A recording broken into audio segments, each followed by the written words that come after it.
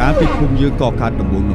ដូនតារបស់យើងចាប់ផ្ដើមគោរពបូជាគម្រោះត្រីបលែនដើម្បីឧទ្ទិសទៅដល់ត្រីបលែនដែលតាមថែរក្សាភូមិរបស់យើងឲ្យធ្វើដំណើរលើសមុទ្រដោយសុវត្ថិភាពថ្មីនេះដោយដឹងថាគម្រោះត្រីបលែននេះមានតម្លៃខ្លាំងនោះ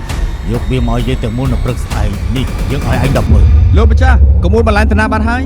ប្រាប់យើងមកណាជាអ្នកលួចកំអួតបលែនទៅគឺកូនចៅរបស់គូឆាប់ទៅគេច្បងធំនៅទីនេះណាល្បីខ្លាំងណាស់ឆាប់ទៅអាតាំងឯងឈួតហើយគេមានកូនចៅច្រើនណាស់ហើយឯងមានស្អីទប់ទល់ជាមួយគេហើយ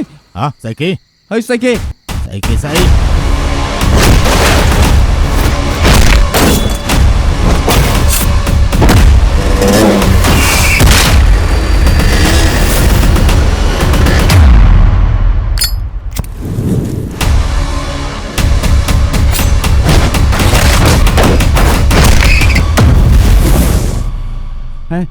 ហេតុអីបានជាមិនប្តឹងប៉ូលីស